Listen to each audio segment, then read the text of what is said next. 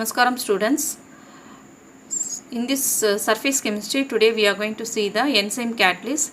What is the enzyme means? It is a catalyst that is act on the living cell. The living cell catalysts are called as enzyme. And what is the mechanism behind the enzyme catalyst? We are going to learn in this video. Some of the special characters behind the enzyme catalyst, that is also we are going to learn. And afterward, zeolite catalyst, phase transfer catalyst, nano catalyst. Up to nano catalyst we finished our catalyst topic. Next we are freshly start our next topic is colloids. What is colloids? The definition we are going to learn. Afterward, classification. That classification based on dispersion medium and based on force acting, how the colloids are classified, that we are going to learn this in this video. Rest of the lesson in PPT goes. In living system, which one acts as a catalyst? It is enzyme. Enzyme is a catalyst in the living cell. It is a protein molecule and it has the complex three-dimensional structure, and also it is in colloidal state. It is specific in action, that is, it is produced in a particular living cell for particular reaction. For example, peptide name is glycyl L-glutamyl L-lyrosine. That peptide is hydrolysis with the help of enzyme name is pepsin. Then second one, the starch formula is C6H12O5N. It is hydrolysis. What is hydrolysis reaction? Addition of water with that starch. It is produced maltose. Maltose formula C12H22O11. This reaction is catalyzed with the help of enzyme name is diastase. The next one, glucose. It is hydrolysis to produce ethanol. This reaction is catalyzed with the help of yeast. That yeast contain one enzyme that name is zymase. So this zymase only, that glucose with the help of zymase, that glucose is converted into ethanol. The next reaction, ethyl alcohol. It is oxidized to acetic acid with the help of enzyme name is Mycoderma aceti. Then fifth one, in soybean, the one of the enzyme present is urease. That urease is hydrolysis the urea and produce ammonia and carbon dioxide. So the urease only responsible for the hydrolysis of urea. Urea formula is NH2CONH2. Hydrolysis means addition of water will produce ammonia, 2 moles of ammonia and carbon dioxide. This reaction is catalyzed by urease. It is present in soybean.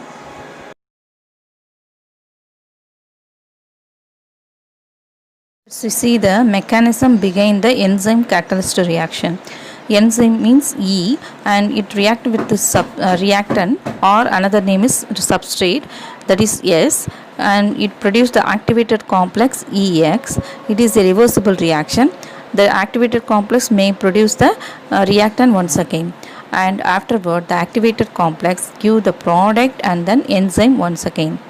See the figure. In that figure, the enzyme in the surface, it has the active center. In that active center, the substrate means reactants are attached. Afterward, the reactant reacted together produce the activated complex. Afterward, the activated complex dissociated to produce product and then enzyme.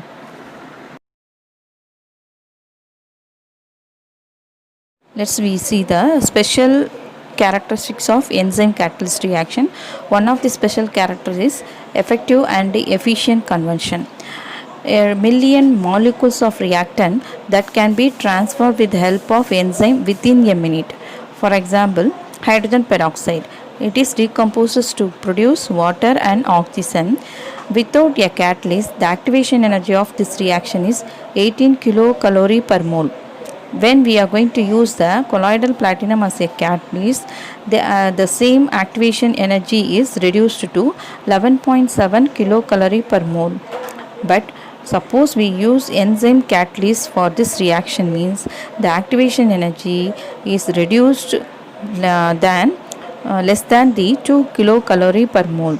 So without catalyst, the activation energy is 18 kilocalorie per mole. With the catalyst platinum, it is 11.7 kilocalorie per mole. But enzyme catalyst we used means it is less than 2 kilocalorie per mole. So this indicate that the enzyme catalyst is a effective one, and also the conversion is also efficient one. And second one, the enzyme catalyst is a highly specific. What is highly specific means?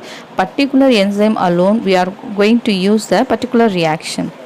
For example, urea. Urea on hydrolysis gives 2 moles of ammonia and water with the help of enzyme name is urease. That urease enzyme we cannot catalyze the methylurea hydrolysis. Methylurea hydrolysis not obtained with the help of urease, but the urea hydrolysis is happened with the help of urease. So this indicate that the particular enzyme alone is used for particular reaction.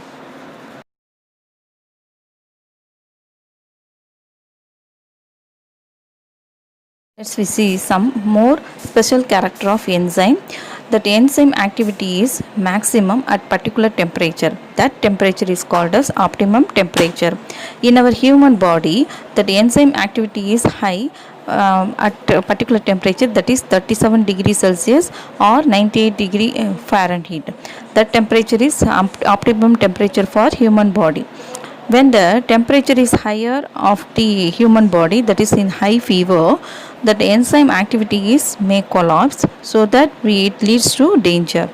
And then the rate of the enzyme is maximum at particular pH. That particular pH is called as optimum pH. And fifth point, the activity of enzyme sometimes decreased or destroyed by some other substance, that is called as poison. Some of the drugs inhibits the action of bacteria, that are sulfur drugs, penicillin, and they are used for curing diseases like pneumonia, dysentery, cholera, and some other infectious diseases. And the catalytic activity is increased by some other substance. That substance name is coenzyme or activator.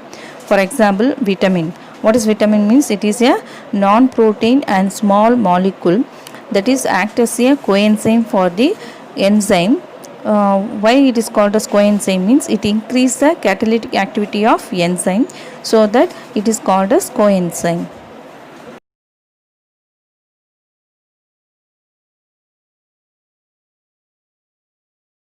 Zeolite catalyst. The zeolite catalyst has microborous. It is a crystalline and hydrated alumina silicate. It contains silicon and aluminum tetrahydra. And in nature we are having 50 zeolite, and in laboratory we are preparing 150 synthetic zeolite. And in silicon it is a tetravalent and aluminum is a trivalent one. So the zeolite carries a extra negative charges. That extra negative charges is balanced by some cations, for example H plus or Na plus. So the zeolite carrying proton, they are used for solid acid, catalyst, and extensively it is used for petrochemical industry for cracking. What is cracking means? Petrochemical means what? It is a highly complex hydrocarbon. That highly complex hydrocarbon is breaked into gives some smaller compound, that are gasoline, diesel, some other compound. That process is called as cracking.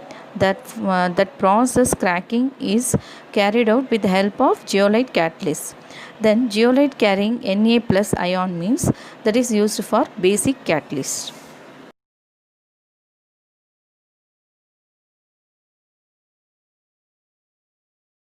Now we are going to see some important application of zeolite. The first one is safe selectivity. The active center in zeolite are containing the protons. They are lie inside the bores. That reaction particularly obtained in that bore only.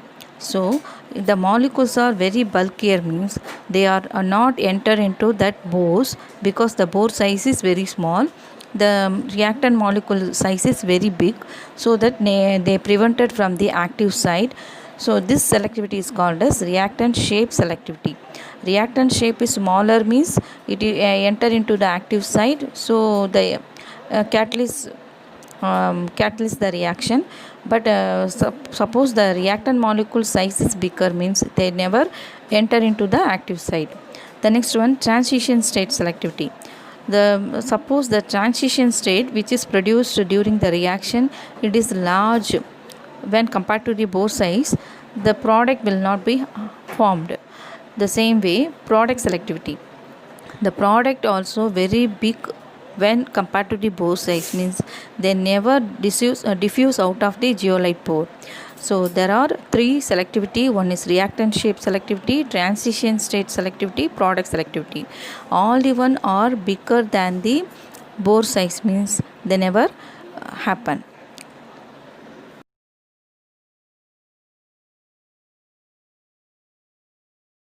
Phase transfer catalyst, the reactant, one of the reactant that is dissolved in one type of solvent, the another reactant that is dissolved in another type of solvent. So both the one not miscible, means it form one boundary that called is phase boundary, so that the reactant 1 it never react with the reactant 2. At this situation, we are going to use one more solvent, that is third solvent. The third solvent is miscible with both the solvent, so that the phase boundary is eliminated. For example, you see the diagram, the reactant 1 that is present in water, it form aqueous layer. Then reactant 2, it is present in the organic solvent, so it is form the organic layer. So both the one is separated by phase boundary, so that they are never reacted with each other. But when the third solvent is added, means the third solvent is miscible with both the organic and aqueous, so that the reactant 1 and reactant 2, the phase boundary is eliminated, so that the reactant 1 and reactant 2 is reacted with each other. But this type of transfer is called as phase transfer. But the large scale production, the third solvent if you are used, means it is not convenient because it is an expensive one. So avoid to such situation, we are going to use the phase transfer catalyst. That catalyst, instead of solvent, we are going to use the catalysma. That catalyst used to transport the reactant from one solvent to another solvent. So the another solvent, the second reactant is present, so that they reacted with each other with the help of this phase transfer catalyst.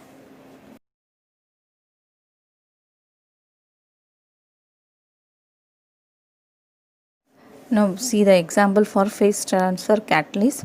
RCl means alkyl chloride. When reacted with the sodium cyanide, it gives alkyl cyanide plus sodium chloride. For example, for alkyl chloride, we are going to take the 1-chlorooctane. We need 1 cyanooctane, but it is never happen on direct heating. It needs several days to produce 1 cyanooctane, even though for several days the 1 cyanooctane is not obtained. So at that situation, we are going to use the tetraalkyl ammonium chloride in a small amount. We get the 100% yield of 1 cyanooctane within 1 or 2 hours. How it is happen means, the tetraalkyl ammonium cation, it has both hydrophobic as well as hydrophilic end. So see the reaction. Now aqueous phase containing sodium cyanide. When the tetraalkyl ammonium chloride is added, instead of chlorine, the cyanide is transferred to the chlorine place. Now the tetraalkyl ammonium cyanide now present in the organic phase. Now that organic phase now reacted with the organic phase containing alkyl chloride. Instead of that chlorine place, alkyl chloride having chlorinoma, that chlorine place now occupied by cyanide, so that we get alkyl cyanide, and then the cyanide place is occupied by chlorine. So once again we get the tetraalkyl ammonium chloride. So this one is called as phase transfer catalyst. Which one is called as phase transfer catalyst? The tetraalkyl ammonium chloride is called as phase transfer catalyst. It transferred the cyanide from aqueous phase to organic phase. So it is used as a phase transfer catalyst.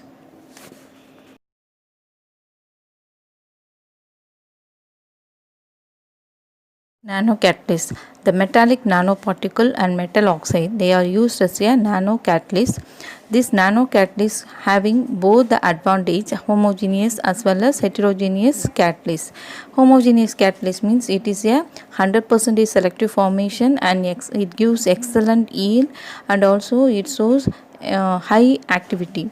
When in the form of homogeneous catalyst, the nanocatalyst shows 100% selective transformation and excellent yield and high activity. But in the heterogeneous catalyst means the nanocatalyst can be easily recovered, and also we may recycle it. Then the nanocatalyst insoluble, it is a actually soluble heterogeneous catalyst.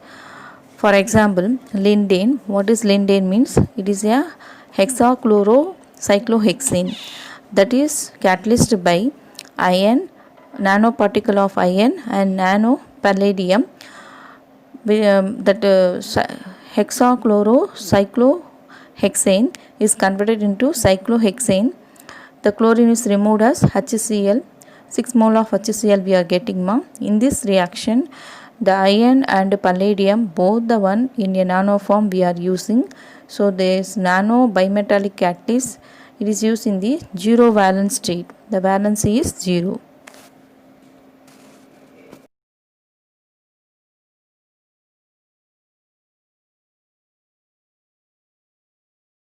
One of the scientists, Thomas Graham, he conducted an experiment in the diffusion process. Sugar, urea, sodium chloride. These three solution, they passed through the membrane. Passed means diffused through membrane.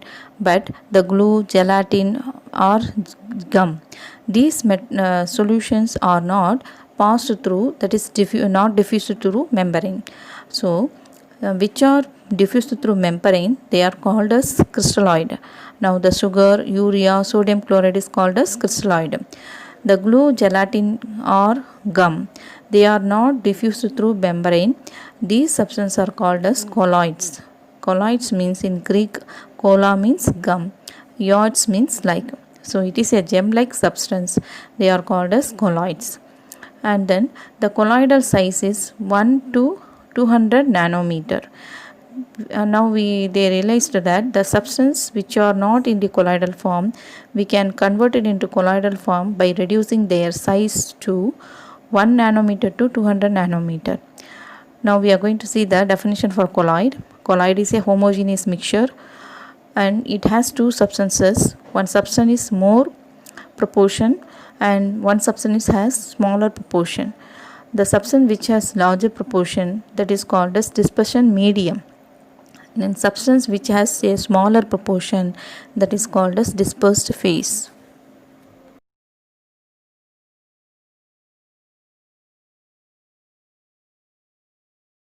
Let's we see the classification of colloidal solution based on the dispersion medium. If the dispersion medium is water, means it is called as hydrosol or aquasol. If the dispersion medium is alcohol, the colloid is named as algosol. If the dispersion medium is benzene, it is named as benzosol. And another type of classification, it is based on the force acting between the dispersal phase and dispersion medium. What is dispersed phase means?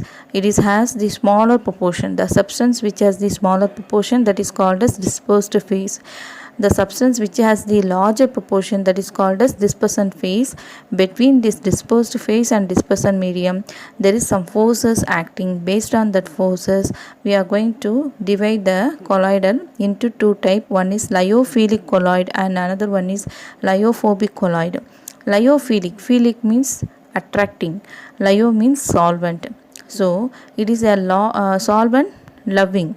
So it has greater affinity for the dispersion medium and dispersed phase. For example, the protein and starch sol, these lyophilic colloids are more stable and they will not get precipitated easily. They bring back to colloidal solution after the precipitation by addition of dispersion medium. If they are going to precipitate, means if you add a dispersion medium, you can get the colloidal again, once again.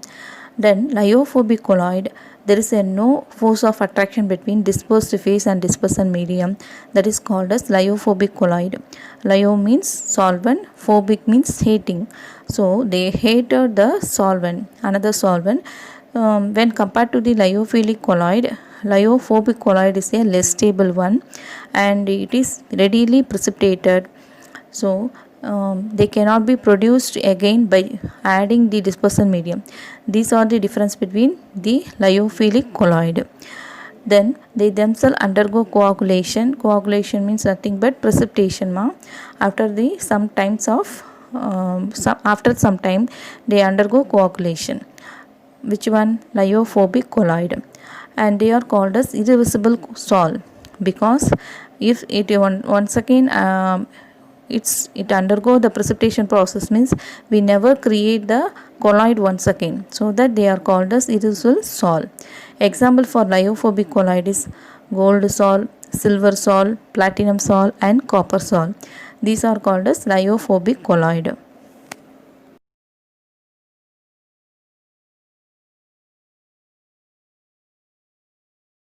Based on the physical state of dispersed phase and dispersion medium, there are 8 category. First one, dispersion medium is gas, dispersed phase is liquid, means we can say this colloid as a liquid in gas. Name of the colloid is liquid aerosol. Example, fog aerosol spray. The next one, solid, it is dispersed in gas. So solid in gas. Name of colloid is solid aerosol. Smoke, in that smoke the carbon particle, it is a solid one, it is dispersed in the air, that is gas. So smoke is a solid aerosol. What type of colloid means it is a solid in gas. The same way air pollutant like fumes, dust, they are come under category of solid aerosol. And third one, name of the colloid is foam. What is foam means the gas molecule, they are dispersed in liquid medium. So gas in liquid, that is called as foam. The whipped cream, saving cream, soda water, froth, that are the gases molecule, they are dispersed in liquid medium. And fourth one, emulsion. What is emulsion means both the dispersion medium and dispersed phase both are liquid. So for example, milk, in that milk the fat is one of the liquid, that is a dispersed phase, it is dispersed in water. And the name the another example is cream, mayonnaise. And fifth one, the solid particle, they are disposed in liquid medium, that is called as sol. For example, ink, paint, colloidal gold.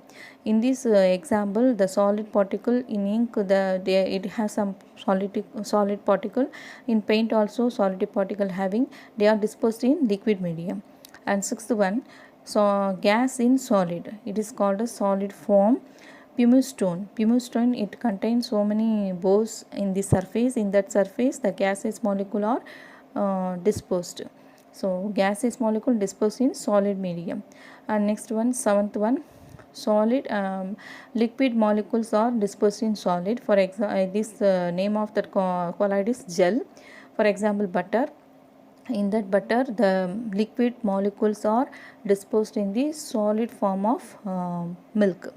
The next one, eighth one, solid and then solid, that is solid particles are dispersed in the solid medium, it is called as solid sol. For example, pures and opals, colored glass alloy, all the metal alloy come under this category in that one so some smaller proportion having that solid particle and larger proportion having solid particle are called as dispersion medium.